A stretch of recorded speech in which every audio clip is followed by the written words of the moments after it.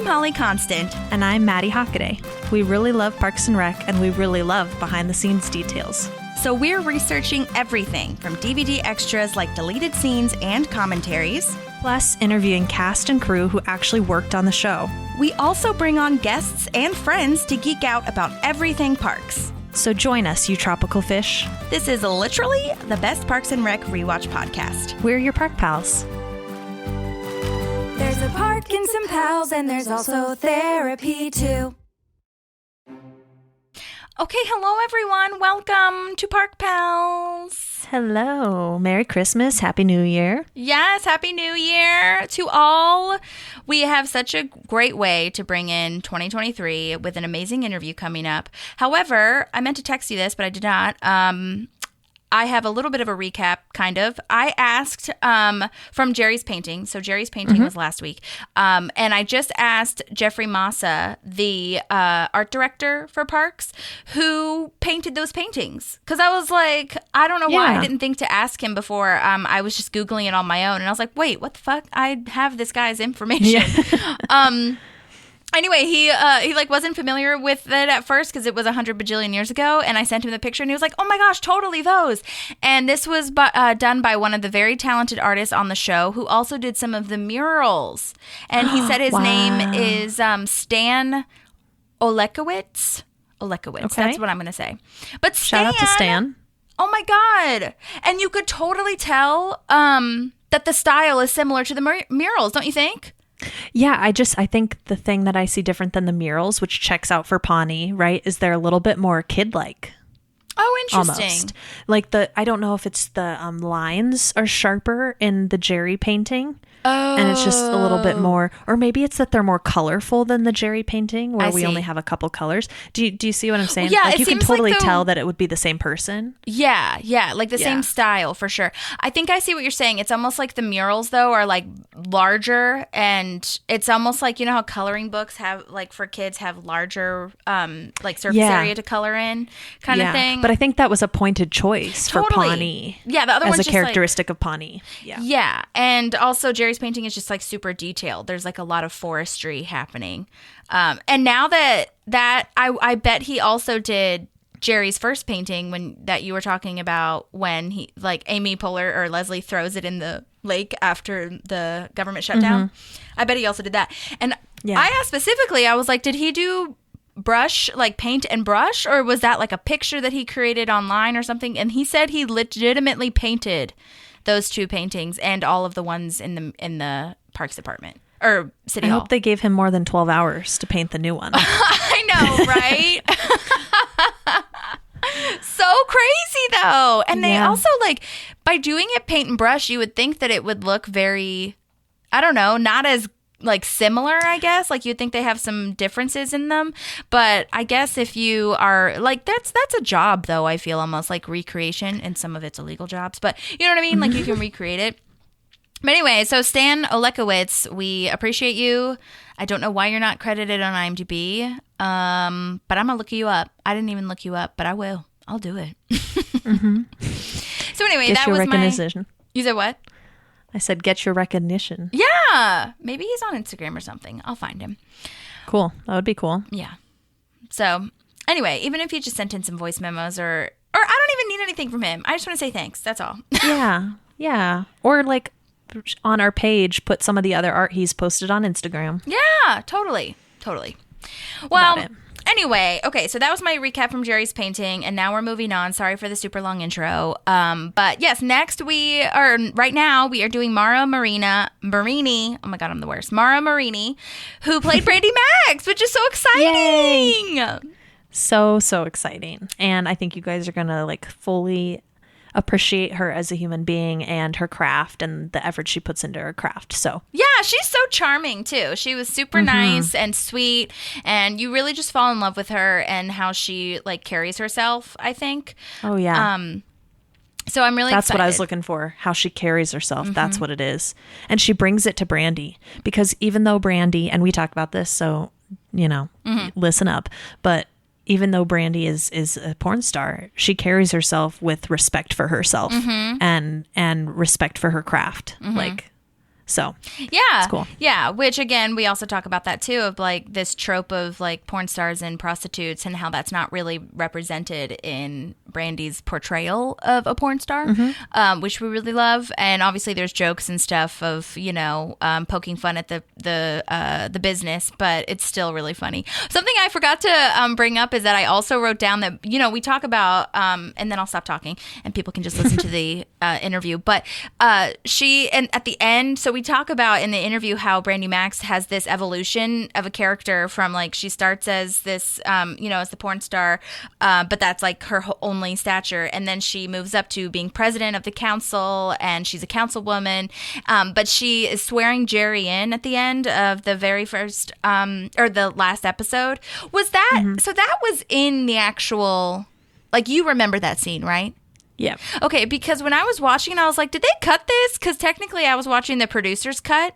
And I was like, wait a second. So I must have just missed that. But anyway, the point is that she says she's been in like 400 movies, and then she was in 500 movies, like each episode. And it's all been within the last year. This last episode, when she's swearing Jerry in as the mayor, she says she's been in 11,000 movies over the last 2 years. And I was like, at this That's point, not they're just possible. throwing out random numbers. Seriously. Yeah. Yeah. Oh my gosh, that's so funny. Oh I don't remember that. I don't remember that. And there's no scene where do you remember Shauna Malwae Tweep getting married? No. There is. Oh my scene. gosh. She gets. Where is this? It's on Peacock. It's in the producer's cut. She gets married. I'm pretty positive it's to what's his ass? Paul Rudd. I didn't I'm not even like, sorry if that's a spoiler. You can go watch it, but I didn't watch the whole scene. I just like, you know, scrubbed through and looked at the little thumbnail or whatever. And it was definitely Paul Rudd in the thing with her, but she was wearing a wedding dress. So I don't know. Maybe it doesn't pan out. I don't know. Whatever. But there's a whole fucking scene in there right after. What a great matchup. Great matchup. Shauna Malwae Tweep has like the opposite trajectory that Brandi Maxxxx does. I feel like Brandi Maxxxx just levels up, and Shauna Malwae Tweep kind of goes down. And it's kind of sad. I agree with you. Yeah, it is sad.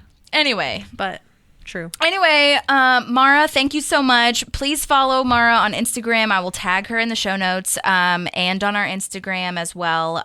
We just really appreciate her coming on and telling all of her stories. She has some really awesome nuggets of how she got the job and just to keep going, and just really inspiring. So really glad that we got a chance to talk to Mara. Yeah, she was great. I hope you guys will love her. Yes, totally. All right. Well, if you have any questions, let us know. Don't forget to rate and review. And without further ado, here is Marini.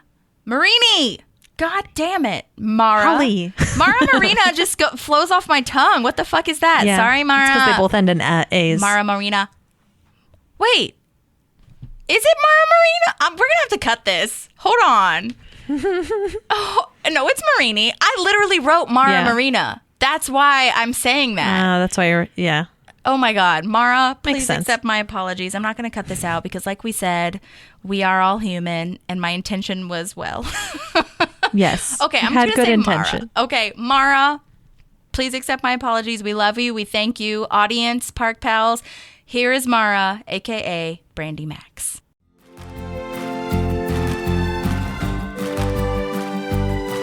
There's a park and some pals, and there's also therapy too. Hello. Hi. How are you? Good. How are you? Oh, we're so good. Thank you so much for being here. This is so lovely. Oh, you're welcome. Thanks for having me. This is so fun. Oh my God. We're so excited. I know. Yeah, we're like kind of freaking out. It's fine. Don't worry. Yeah. Oh my gosh. We'll contain it. How's your day going, Mara? It's going great. How's your guys' day? It's all right. It's going. It's just the end of the year, and we're all tired and trying to hang in. I get it. Where are you guys located? I'm in Nashville. Oh, nice. I'm in Prescott, Arizona. Oh, cool. Love it. Love it. And you're in LA, right? Yes. Okay, Yeah, gotcha. I'm in Hollywood. Okay, cool. Oh my gosh. I'm going to turn my phone on silent real quick. I thought it was on silent, but I'm just going to do that before we start. So yeah, of course. Take your time. And also my dog, I'm just going to put her in my lap because she's really loud. She's so cute. Quiet.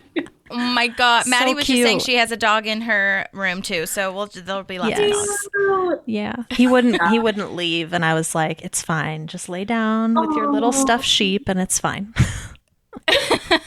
So cute. How did you guys meet? Did you? Well, we met in college actually. Yeah. Oh, cute. And then we stayed friends for however long it's been. Maddie's way better at dates than me.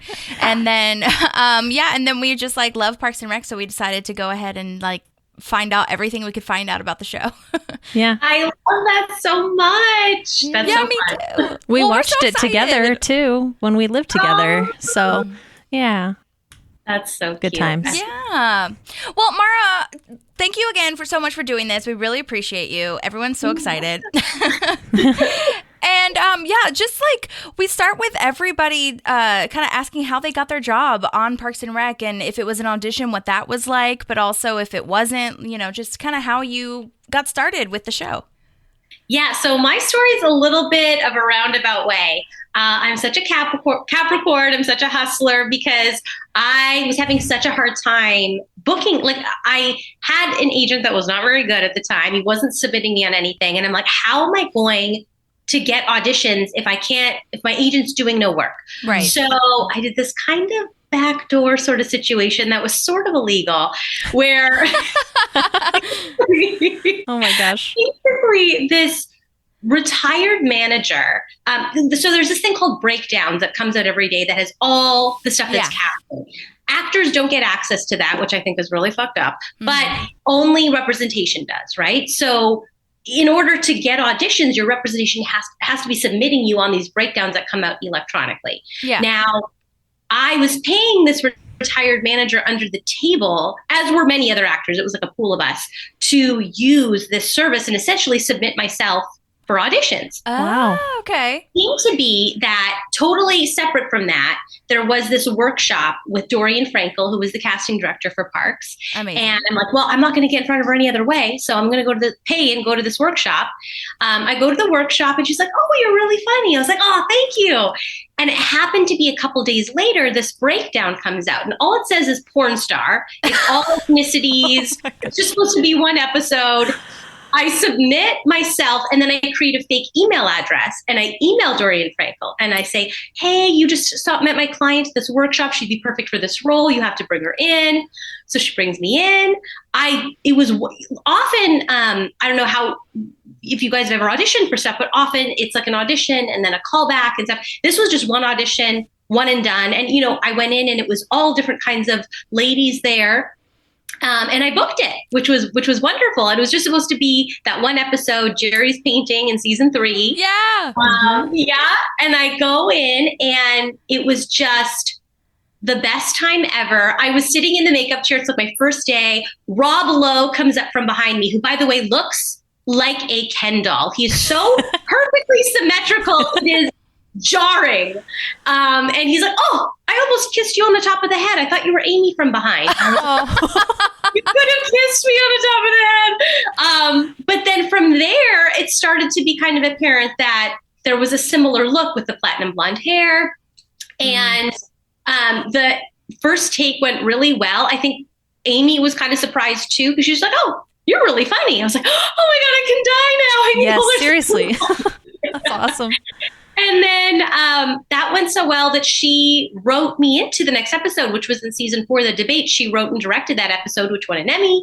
Yes. And it kind of took off from there, this ongoing joke that we are styled similarly and I want to be like Leslie. So yeah. It was a call for any kind of porn star. They didn't know it was going to be an ongoing character at that point. Oh my God.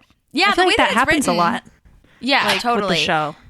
Yeah, which I love what they do. Like the writing is so good, and it kind of made it this like Simpsons gang of characters that kept coming back, which made it such an enjoyable part of watching the show too. Is you want to see what characters are coming back and everything, and so I think they did such a great job with that. Yeah, they do so well, I feel, with like building this community of Pawnee. I mean, there's no other way that it could have been done so well. Because if you bring in random people, it kind of takes away the facade of this small, close-knit community. So it's really lovely that they brought you back. That's so exciting. Oh, I was so excited, and it was just the best experience. Like everyone from wardrobe to makeup, some of whom I'm still friends with to this day, everyone was having the time of their lives. And I think in huge due part to Amy, because she was so generous and so kind. Like a lot of actors of her stature, you know, when the camera's flipped on the other actor, they'd go off and do something else. She would stay, do the lines with you, so like give you everything, so generous, so kind, so patient. Not every time, but a lot of the times during lunch hour, we'd go back to the makeup trailer and she'd have a dance party to get us jazzed up for the afternoon. Cute. So just everyone dancing in the makeup trailer, just really, really fun. That's so cool. And I don't blame you at all. I was going to say, and I don't think Maddie would disagree with me, that I feel like we would 100% agree with what you did anyway for like in this business and just in general. I feel like I've done that before because I'm a musician and an actor too. And I've done a lot of things where I've created, and by a lot, I mean, not a ton, but I've created my own email to pretend that I'm my team, quote unquote, so that I can get like book gigs and stuff. And I can't even like the open rate and like the professional rate of like how they perceive you is so much more than if it was just you repping yourself. And I'm like, I don't really understand why, but at the same time, it's also helpful for me because I feel like a lot of actors, not everybody, but a lot of people are like, I can't, I feel like there's too much going on for me to rant and rave about myself. So let me pretend that I'm somebody else and it makes it easier. Oh, totally. Yeah. And it is that sort of like you're being validated, you're vetted by someone else. Right. That I think maybe that other person that's receiving the email feels a little bit like, okay, this isn't a crazy artist. Like this is a professional backing this person, that there's some, quality to them, which is dumb, but it is what it is. It's all perception at the end of the day. Right. And like managers are in a different like realm anyway, I feel. So whatever. I feel like you should be able to get some sort of like licensure or something to represent yourself. People represent themselves in court. Why can you not represent yourself in the industry? I've tried everything because that guy that let us get access was then sued for millions of dollars by Breakdown. So they've really cracked down. Like actors can't do that anymore. And not that many were doing it to begin with. It was like very under the table. But it just kills me because it's like we have to just assume, and I have really wonderful representation now. I'm not dissing them in any way, but you don't have that control. You're just hoping that people are doing their job for you. Like it's almost like the mafia. Like they don't let you in. I even tried to. My friend he's won a couple Emmys and he's an amazing producer in his production company. I tried to create a management leg of his company so I could submit myself through that. And even with that, they talk to him on the phone and they're like, "No, you need to be a manager and agent for at least a year before we'll give you access." And it's like this mafia situation. It's crazy because I'm like, I just want to work and I want to have some modicum of control, but we don't get that. We just have to hope and pray. I mean, I personally would rather have a manager doing it because then I can focus on the craft. But at the same time, for sure, like you said, it is. I see like why it is the way that it is. But I do understand wanting the control back a little bit. And I mean, there are things that I've booked just like submitting myself. But like you said, a lot of the like really good and any of the big stuff, serious things are not given to actors. No. So and I also see why, like, I know there's a lot of actors like, I can do anything, and they would submit for anything, and I get that would be annoying for casting directors, but I know what I can do really well, and I don't submit myself for everything, so I would get a ton of auditions for the things I would submit myself on, so it's just hard to let that go, but But I'm glad that you did that workshop with Dorian. I think that's really cool that an actual workshop kind of came to fruition, because a lot of times you just go pay and then you're like, okay, I guess I'll never see this person again, Yeah, that's honestly usually what happens. And I'm foundationally like kind of against them because I feel like you're paying to audition, but at the same time, if you're not going to get in front of those people any other way and you think that they are casting stuff that you would be right for, Oh, You got it's so to tricky. the industry from any way you can at the end of the day. I know. It's so hard. I think I feel like actors should get paid at least a stipend for auditioning if it's like over a minute. Well, that's actually what the hell? I'm working with SAG-AFTRA. I've been on a bunch of Zooms as they are creating this new, like trying to hold some accountability for self-tapes. And I can't say too much about everything because, everything is self-tape. Sure. But that is actually has been in our contract since the beginning of time that we are supposed to be paid for auditions. Just no one makes it happen. And actors are trying to call it out because they don't want to not be called back in, but that's actually supposed to happen. It just never does. Wow. See, I'm non-union, so I don't know. Okay. About SAG. Then, okay. I mean, I know from my friends will tell me and everything like that. But yeah, that's fascinating. Well, good for you for trying to fight. Yeah, I mean, it's not really fighting. It's more just like for the self-tape stuff, like some accountability that it's being seen because so many of our tapes that like countless friends and whatever, like they're not even getting opened. So you're spending all that time and money and effort, like trying to get this done. And so now not only are we not getting to have that face-to-face relationship and making those relationships with casting directors, now they may not even be opening your audition. So we're trying to like make some accountability and just some sort of protections for actors because it's just been crazy since the pandemic. So yeah, totally. Yeah. I mean, luckily the Southeast where I am has been doing self tapes for quite some time. So it wasn't too much of a like crazy change for me. But it's also like, there is an energy in the room that you don't get on camera. So it's kind of sucky. I mean, it's like good with everything. There's good and bad things in both, but Yeah. I mean, I've always had to do a lot of self-tapes because I still have my Canadian representation as well. So I'd always know both. But I think there is something to be said for being in the room, getting feedback. Like if they like it, would you like to see it any other way? Do you have any notes? You don't get any of that as with the self-tape. Sort of like, I hope you like this. Right. And so your Parks audition, though, was in person. That was in person, yes. Through Dorian. Yes. Yeah. Okay, gotcha. And did they give you any sort of direction? Do you remember, or did you kind of just go in? I rehearsed the shit out of it, and I was like, I got this. This is my part. And then I went in, and I was like, it just didn't do it as sparkly as I'd hoped. I don't think it's going to be good. And then the next day, I get a call that I booked it, and I was like, what? Like I thought, like a show like that, there'd be a callback because it was funny at the exact same time. I had booked another guest star on this procedural on ABC, and that was a smaller part. It was a 1 episode thing, and they had me do a callback and then a callback with producers, and I was just like, oh my God, I can't believe I just got it off one audition. So it was kind of cool. Amazing. Yeah, that's awesome. That's so cool. And we do every episode, we rewatch every episode and kind of go through the behind the scenes stuff and look at not only behind the scenes stuff, but also like, just our feelings about each episode. And I was just wondering, I have this in my notes too, like you're credited with Brandi Maxxx is credited with having the dirtiest line in Parks and Rec history in that initial episode of Jerry's painting, because I just love how I was noticing, I was going through all the episodes you were in, and I just like love how Brandi Maxxx just says everything that's on her mind, and it's so straightforward that everyone already knows. Everyone's already thinking it, but she just goes ahead and says it. I just unapologetically. Yeah. Right. And she has kind of no idea what's going on as far as like, at least from my point of view, she's just like, I don't know why you guys are so like freaked out about this. It just is what it is. How did you feel getting that first script, though, of you having to say what you think porn is? Oh, my God. I thought it was hysterical. The writing is just so strong. It's so good. It's so funny. And I was just like, oh, my gosh, this is a dream. This is just too much fun.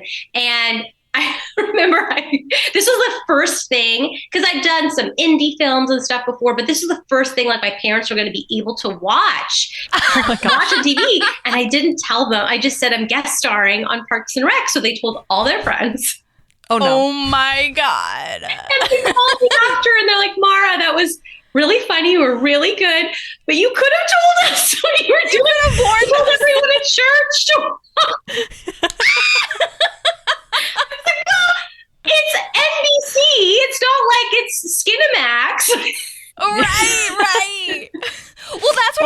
were saying when we were reviewing the show, I was like, you're not using any like crazy awful terms. You're basically just using medical terms. Like penis is a medical word. Obviously how it's used is something, but you know. Oh my gosh. Yeah. I love that so much. And did you get to like improvise it all with Amy Poehler? Oh, yes. So what I love so much about the show too is, and again, when you step into a show that's already running and doing its thing, you never know what you're walking into. This was the most amazing experience I've ever had. Cause just, again, everyone's so kind and fun. And when you're coming back, like Brandi Maxxxx is back, like just so lovely. But what they do is you do the whole thing as written a bunch of times, you know, so they get all the angles and stuff, and then they let you do a fun run.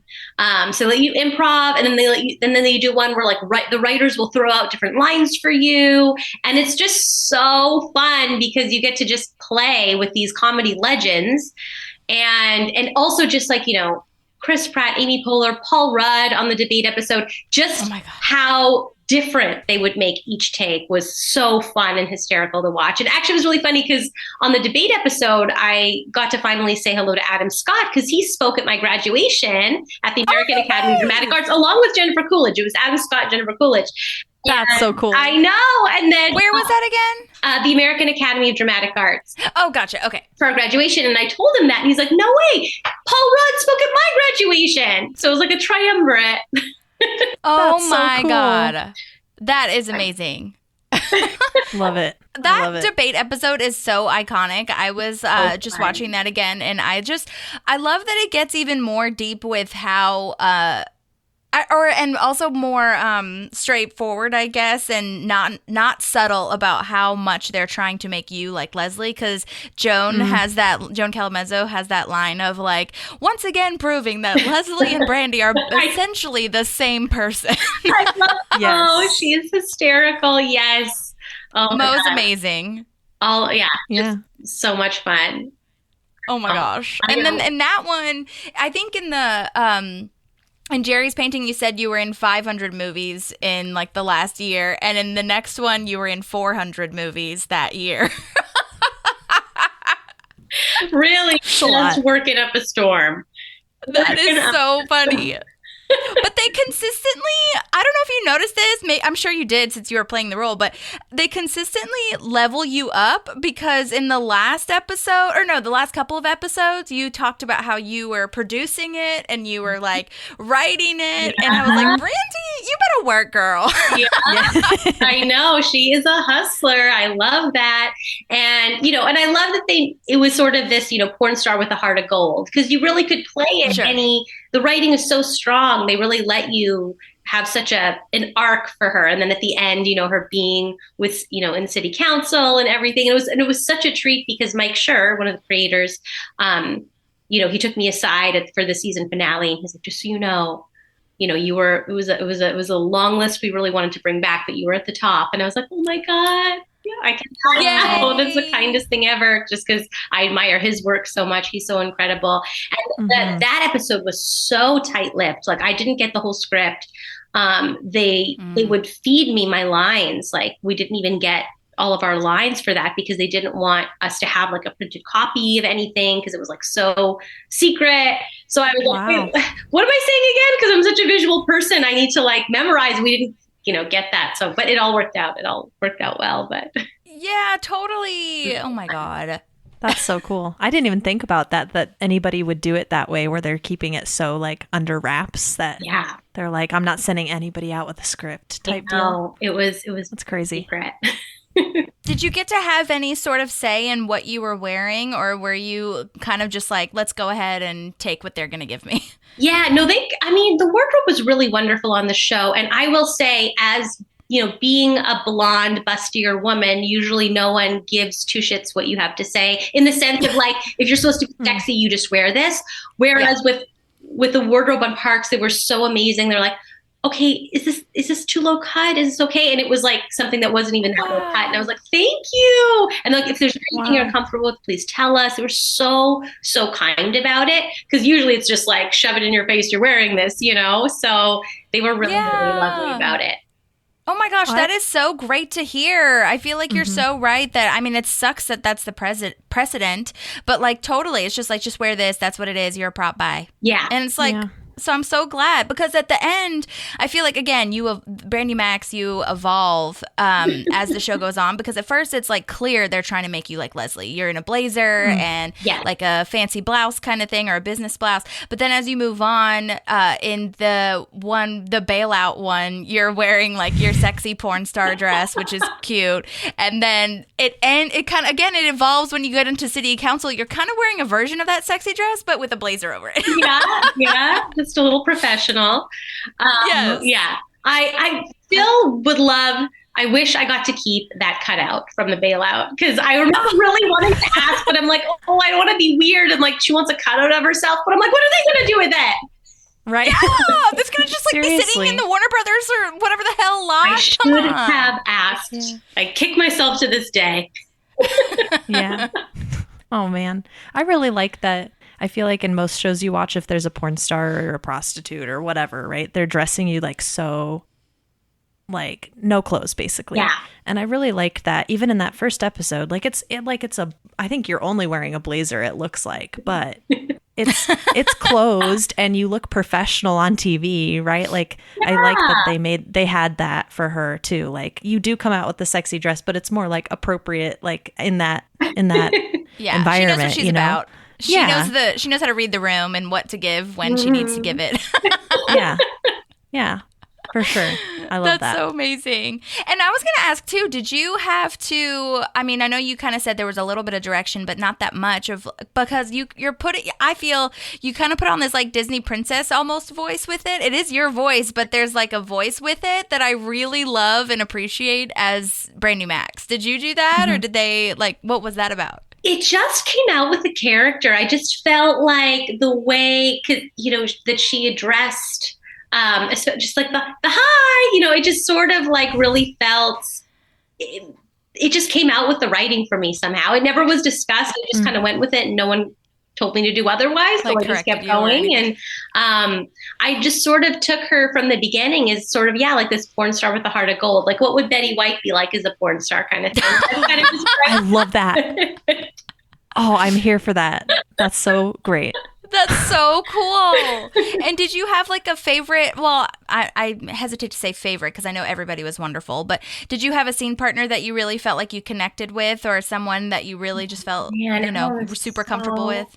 So awesome. It's so hard because like Amy's just such a treat and so again so kind and so generous and so talented, and you're just like yeah, totally. So she just shines. Everyone was so strong, like Rob Lowe, Adam Scott, Chris Pratt is, I mean, no surprise he became such a superstar. He's insanely talented, just like the physical comedy, just everything he did was top notch.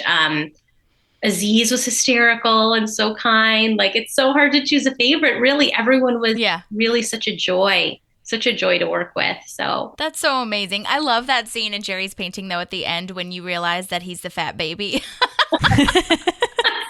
I know, because he thinks he's going to get somewhere with you. He's like, this hot chick is digging on me. No, she's not. She just recognizes you from the painting.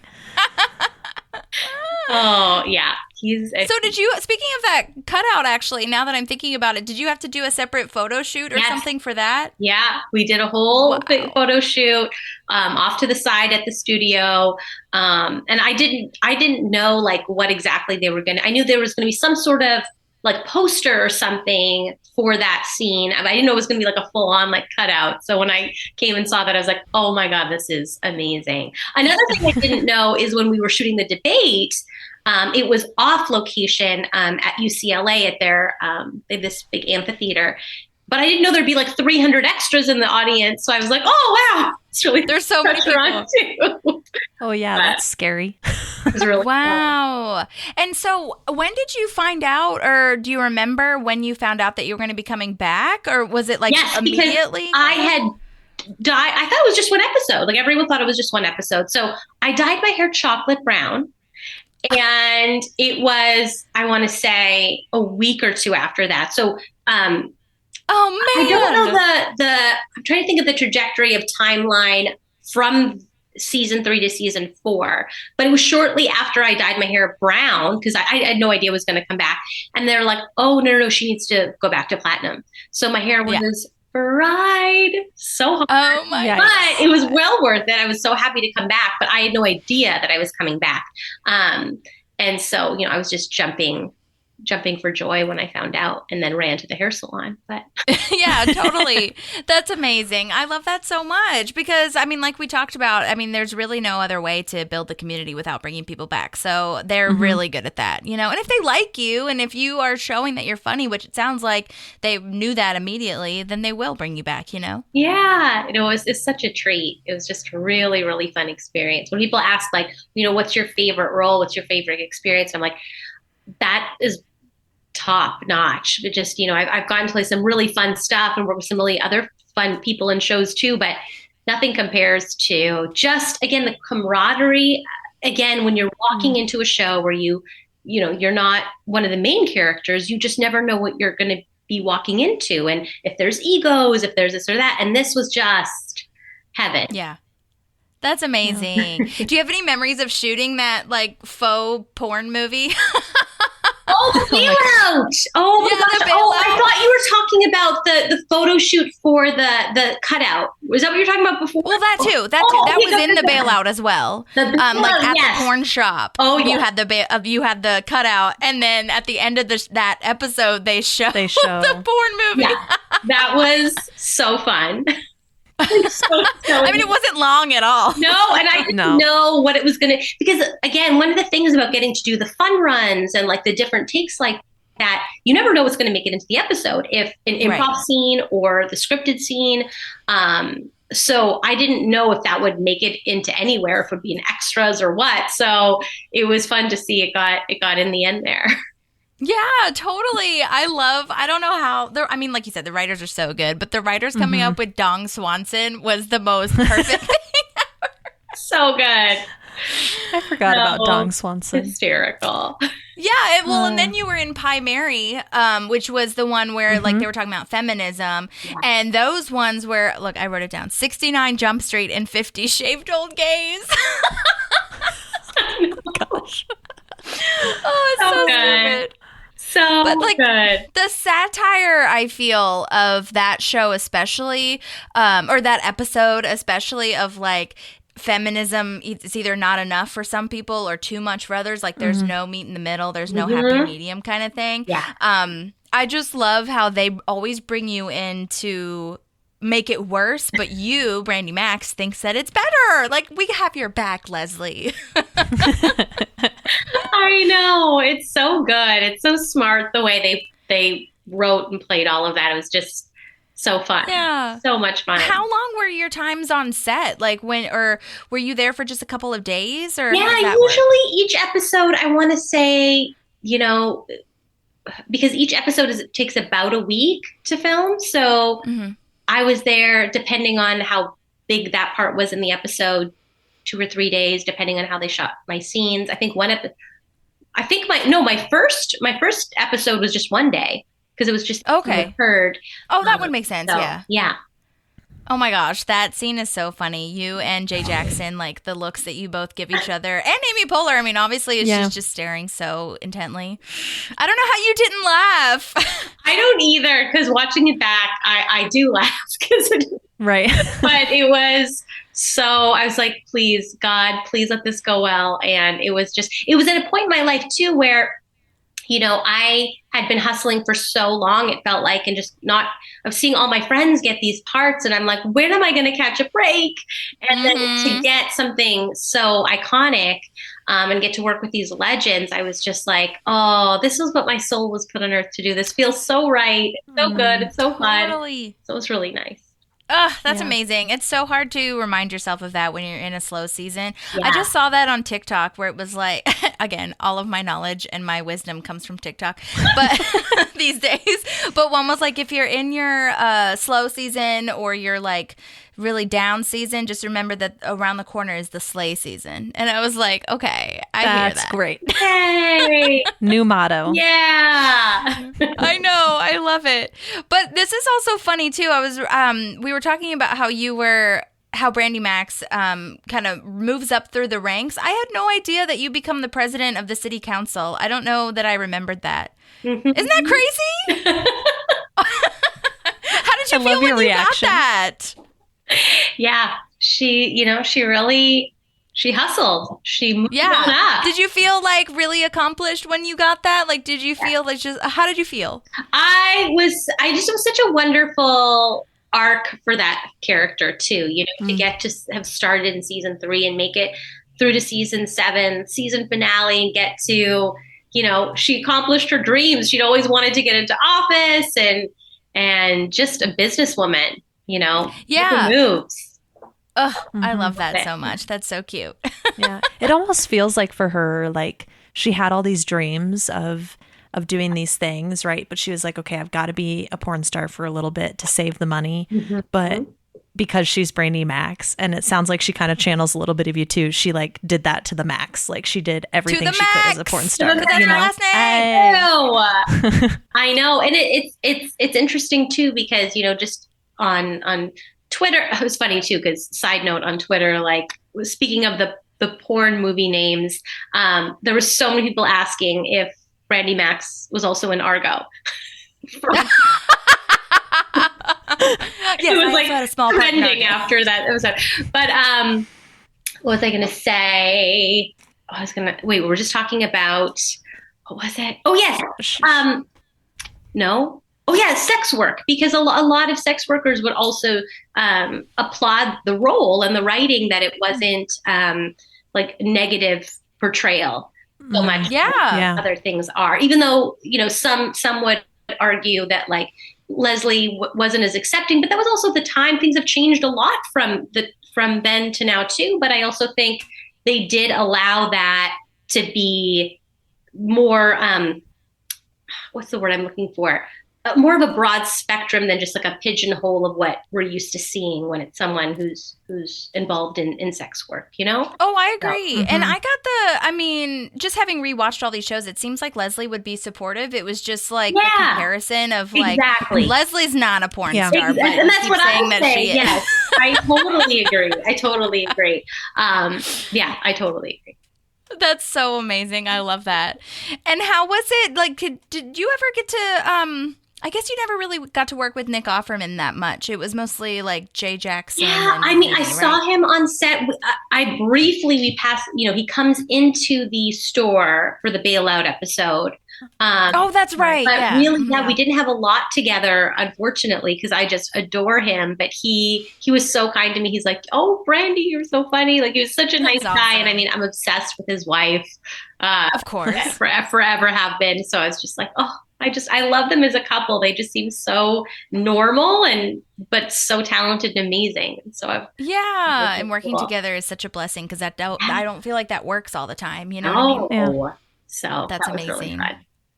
Yeah. And what about like the directors or the writers? Because I know sometimes that they're on set sometimes. Like, did they ever pitch anything the day of, or did you have like really good relationships with them? Or was it more of just like you were there kind of when they were there? Yeah, everyone was like just fantastic. All the directors I worked with, all the writers I worked with, like I said, like we would again do the scripted one.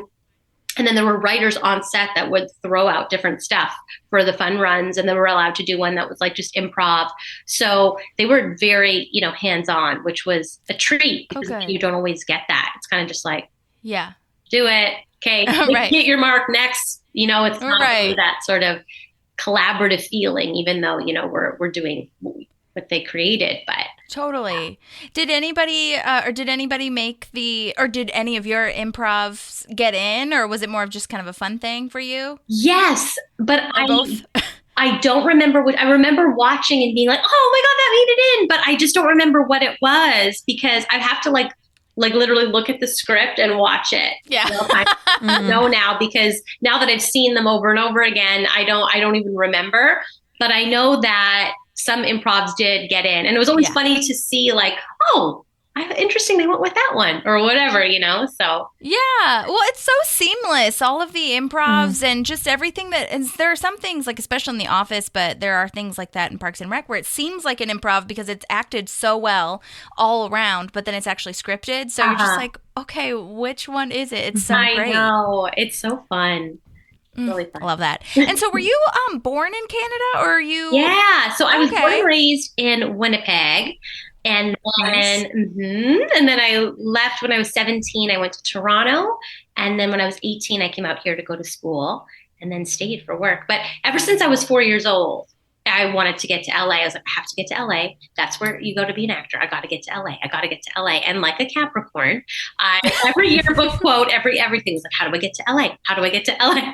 And then I made it. But yeah. That's so cool. How did you decide on the school that you eventually ended up going to? Was it just a bunch of different looks and exploring? Yeah, for me, it was really what is my ticket to Los Angeles? So as much as I wanted to train for school, because I went to Toronto, I went to the York University for their theater program, I was like, I need to be in Los Angeles. So how am I going to get there? How can I convince my parents to help me get there as if I go to a school there, kind of thing. Sure. So for me, it was really like, just what do I do? And they happened to have auditions for ADA where I went in Toronto. And I was like, I have to try this. Wow. Please, Jesus. And then I made it in. So. Yay, that's so exciting. Cool. Oh my gosh. And did you start kind of working like right after school or how did that all work? Yeah, so school ended and then I did a lot of plays and really, really terrible horror films. Really terrible. Oh my gosh. And I mean, I've died in so many different ways. And I know I have a great scream, but I always felt really at home with comedy.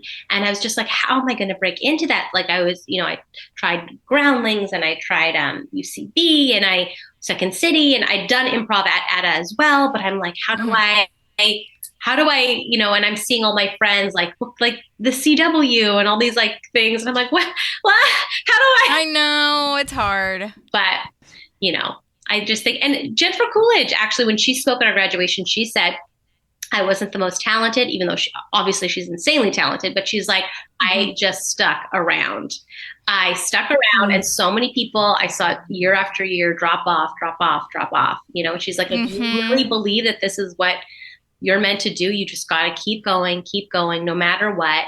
And it's true. Like it's never, of course, money is nice, but it was never about money or fame. Like for me, it was always just this true enjoyment of making people laugh, of performing, of, just being in that zone, whether it's on stage or in front of the camera. And if that's what you truly love, like you're just going to keep doing that till you die. there is no plan B, So yeah. Yeah. It's not really a choice, I feel. I mean, it is, but it's like you're choosing to, enjoy life. I almost feel. Yeah. Yeah, and sometimes it's a blessing and a curse. Sometimes I'm like, I wish I loved anything else but this thing that hurts me so much. Sometimes I know, but I can't not do it. I know, like you're so lucky. You know what you want to do since you were 4. I'm like, I am, but it's also like the hardest industry in the world. I know. Oh my gosh, I had someone say that to me the other day because I was telling them how much time I put into like the podcast and just in general like the arts and stuff. And one of my coworkers, because I have a day job too, was like, man, I wish I had a passion and like a hobby. And I was like, oh, that's such an interesting perspective because I didn't really think of it that way. I mean, I wish my hobby didn't cost $100 bajillion to like do stuff on my own, but like, I mean, it is so true that passion doesn't always come to everyone. And so I have to think of it that way. It's true. There's a lot of people who they're constantly trying to find something that gives them that, so it is that we are lucky that we know. It's just, it's challenging that it is. And music too, that's even harder. Yeah. Well, so Maddie and I both went to school at Berkeley in Boston, and that's where we met. So she's a musician as well. And she's also Capricorn. Yes. I'm learning a lot about myself because I don't look at at that stuff a lot. But I'm like, every time you say Capricorn, I'm like, that sounds like me. Wait, what are you?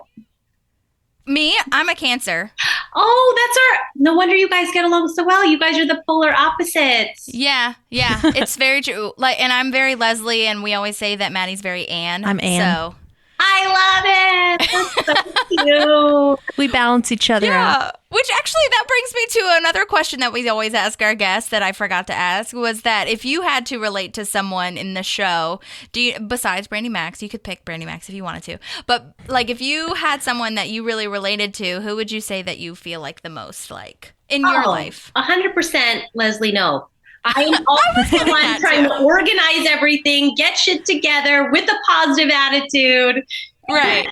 100%. Like, I don't care what even happens or how I can do this. I'm just going to get A plus B equals C.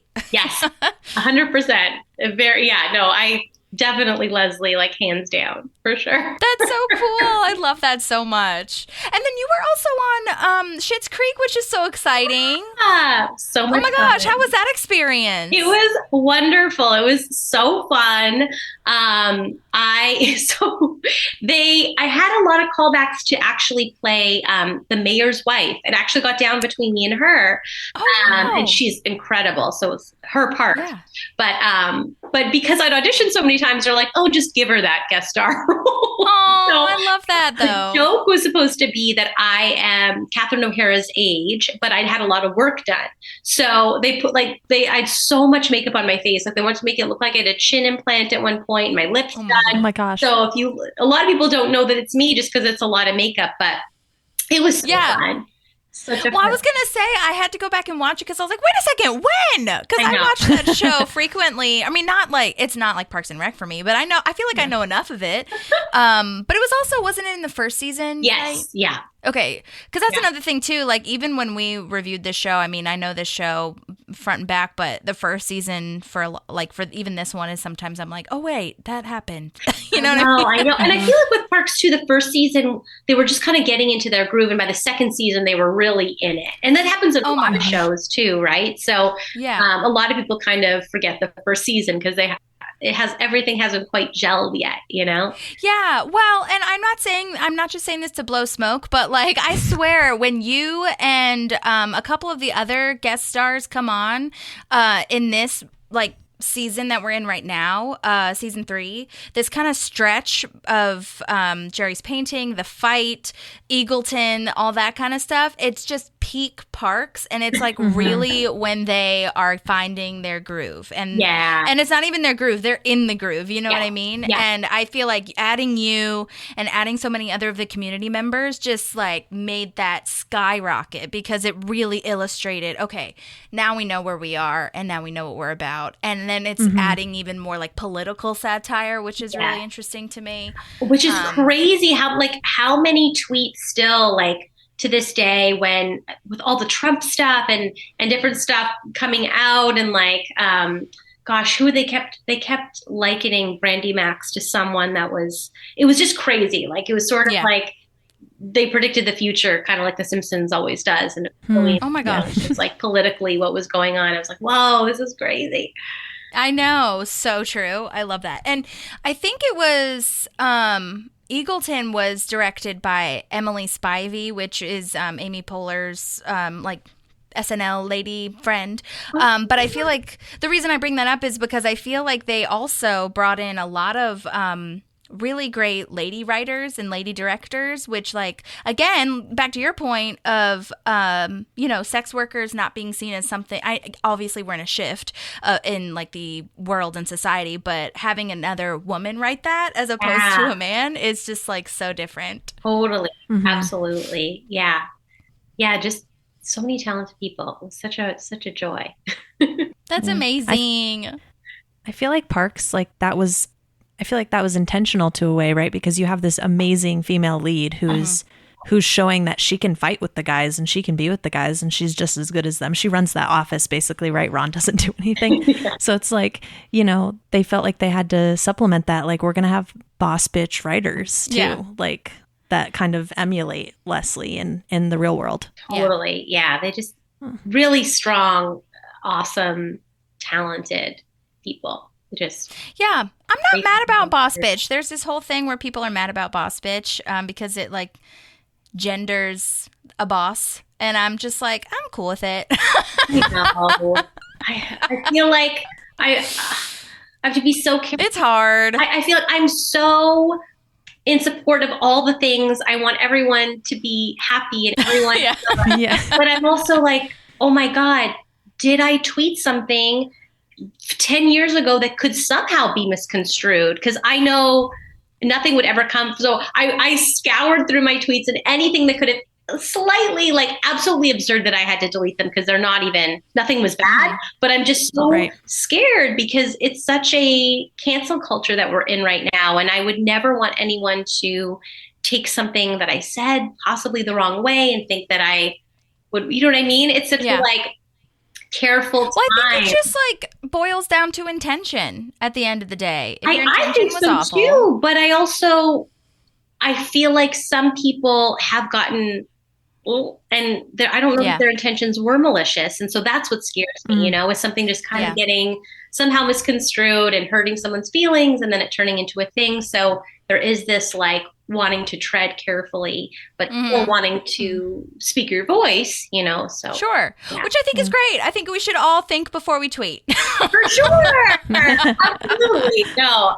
Well, it's hard to tell intention from a tweet too. I feel like, you know, that's why like when you want to have hard conversations, you don't do it over text, right? Because it's hard to tell the intention. And I feel like you're saying, everybody reads the thing and they automatically have their thought of where it came from. And by the time somebody has time to come back and say that wasn't my intention, like everybody already hates them. Oh, yeah. That's what I always think though about the, I've learned from a lot of podcasts of like, and I think I'm sure you guys have heard this too, where it's just like, put it in the group text. Okay.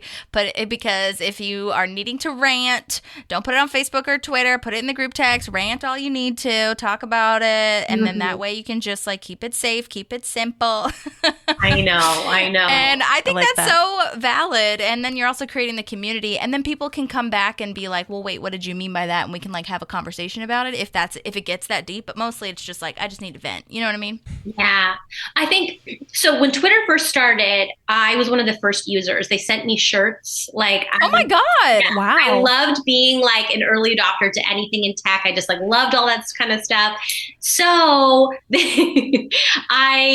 I just said anything willy-nilly, like nothing bad. Like I don't have bad things to say, but just like, you know, just dumb stuff. But there was a certain specialness about that time, only because it was so fun, because I would just do whatever I wanted. Whereas now you have to really curate and be really specific, because you want to make sure, you know, not just politically, but like just for my next job is coming from. I want to make sure, you know, I have writers and directors following me now, and I want to make sure that like everyone's happy. So it's taken a little of the fun and whimsicalness out of it, but you know. Totally. No, I agree. I think that's how a lot of social media, well, especially Twitter, I think started as just like this fun place for everyone to land. And it was almost like a kind of a place where you could kind of try stuff out as if you're a stand-up trying shit out on stage. You know what I mean? Yeah. Totally. So, but then that's what a lot of people got. And one of the writers from Parks too, who's incredibly talented, and I know had no malintent, you know, would just try stuff out, and got called for a tweet years and years prior that was just trying out some comedy. And so that's where I get a little like, oh, yeah, it can be tricky. You know, it's tricky, but.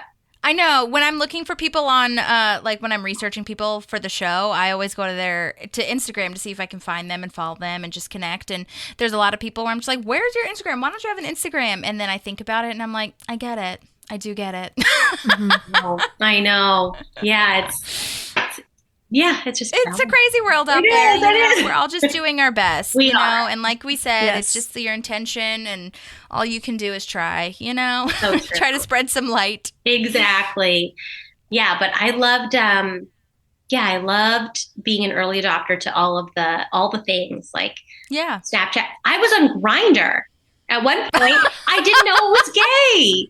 So I'm on this app, and I'm like, you guys have to get on this app. There's so many hot guys on this app. But none of them are talking to me. Finally, oh, my God. Finally, one messages me, and he goes, hey, girl, you're so pretty, but why are you on here? You? And I was like, I don't know, to meet someone nearby for coffee. And he goes, are you pre-op or post-op? Oh no. Oh my gosh, I guess. That's so nice, but also what? And the creators reached out to me to beta test Blender with an OE, which was their straight version. And I beta tested it for maybe a week, and I got so many wieners. And I'm like, no. This works for men, but when you put women into the equation, it's terrifying because it's map-based. I don't want a guy who's 5 feet away from me. It's terrifying. Absolutely. Yeah, that is terrifying. It did not take off. What a crazy story! My gosh. Yeah. That's hilarious. That'll be a story you tell forever. Yeah. Yeah. They should have written that. That's such a Brandi Maxxxx story, I feel. There's a lot of similarities. Oh my God.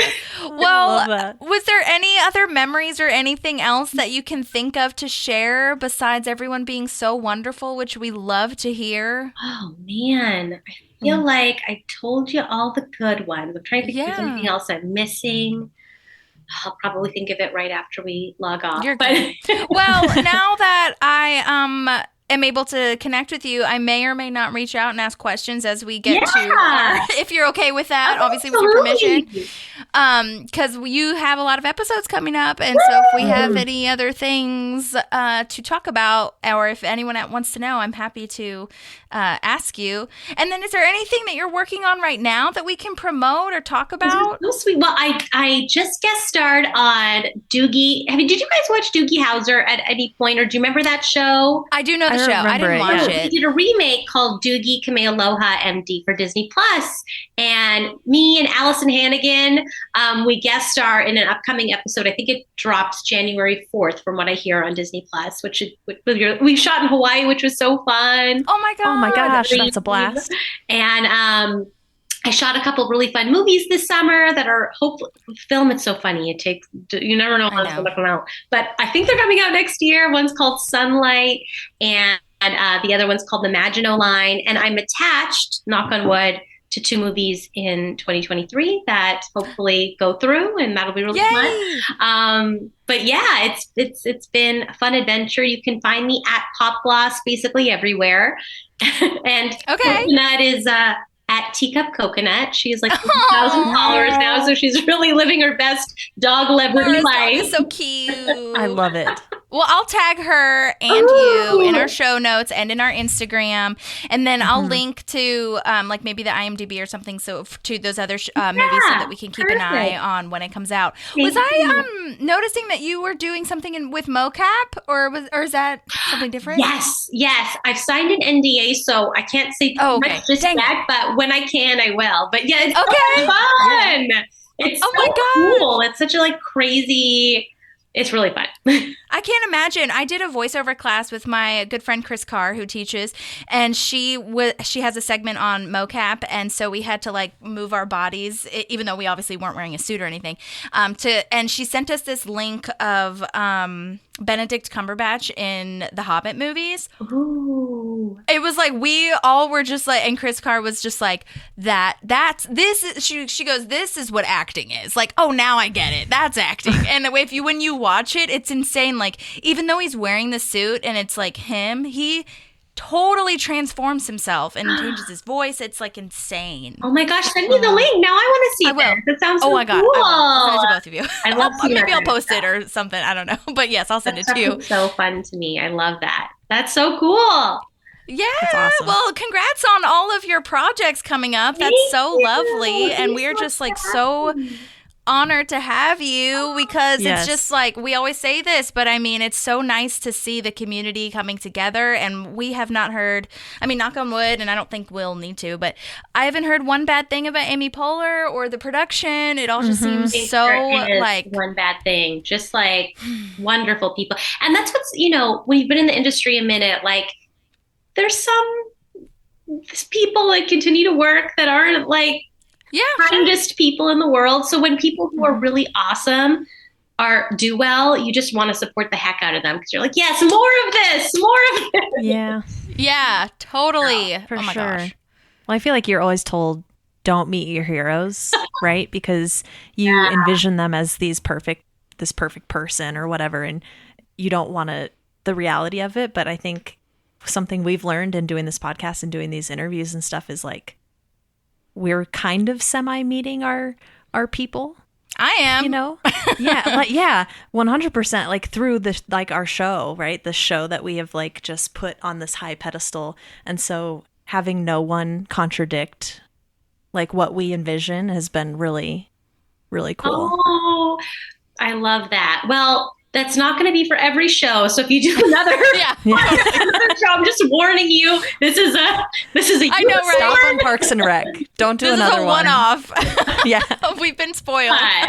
No, I mean, I'm sure there's other shows, but this one is very special and unique, I think. So yeah, well, we've heard that from other guest stars as well, and just like from my little experience as well. I mean, I just know that not everybody is there to like serve the project. Sometimes it's it's just not that way. So I've learned a lot on how to act from people that, and by act I don't mean like the craft, I just mean like how to be a person, how to be a human by just being around people that show you kindness. So it's lovely. Totally. And at the end of the day too, it's like we're so blessed to be getting to do what we love. Like there's some people that would get anything to get these opportunities. So we're really lucky too. And so I think when you kind of get around some people who develop an ego or whatnot, you're like, anyone could take your spot. You're really lucky. Like at least be kind to those who got you there, your fans, and that kind of stuff, So, but I digress. Awesome. Well, Maddie, did you have anything else that you felt like you wanted to ask before we wrap up? No, I think we covered everything. And like Holly said, we feel honored that you took time to be here with us, and we're really grateful. So, and we'll definitely be in touch when the next episodes are coming through, because we often have like follow-up questions and stuff. I love it. Totally. Reach out anytime. Lovely meeting you. Let us know. Nice to meet you. Let us know when your stuff comes out too, and we'll be sure to post it. I will. Thank you. Take care, you guys. Have a good night. See you soon. You too. Bye. Oh, she's so cool. She was so lovely. That was great. How amazing. Oh, wait. Okay. I clicked my normal thing of remove her so that she didn't have to like exit out of it. But then it was like, do you want to report this person? And I was like, what the fuck? No. I just wanted her to be easy to leave. Anyways, what a special treat. She's so lovely. Yeah. Oh my gosh. So, I mean, everybody we've met, and everybody we've interviewed has been so down to earth and wonderful. And she is, right there with them. And just, you can see her passion, of not just acting, but of being on the show, in the way she talks about it. Yeah. And I'm really proud of her that she got to, get this role after kind of waiting for a while and just pushing really hard and just keeping on trying, or not pushing really hard, but you know what I mean? Just keeping on trying, which is really inspiring, I feel. Yeah. Sticking around, I think, is what she said for sure. Yeah. So She's got a cool story. Yeah, totally. Such a cool story. I'm sure I'll have more questions for her later, but I kind of just was excited to talk to her in general. So yeah. And she sounds very much kind of like Shauna, where it's like, if something comes up, we can kind of count on her to get back to us, because she did seem really passionate about talking about it. So yeah. Awesome. Okay. Well, by this time, it will be 2023 by the time this episode is released. So insanity. I know, it's wild. So we hope everyone is having an amazing start to the new year, and we have some really amazing other episodes coming up for you. So please stay tuned, rate and review, follow us on Instagram, show all the love, and we're just wishing you a great vision board moment for your 2023. Okay. 2023, the best to come for Park Pals. We got there's just going to be good stuff. We're doing it. Yes. All right, guys. See you guys soon. There's a park and some pals, and there's also therapy too.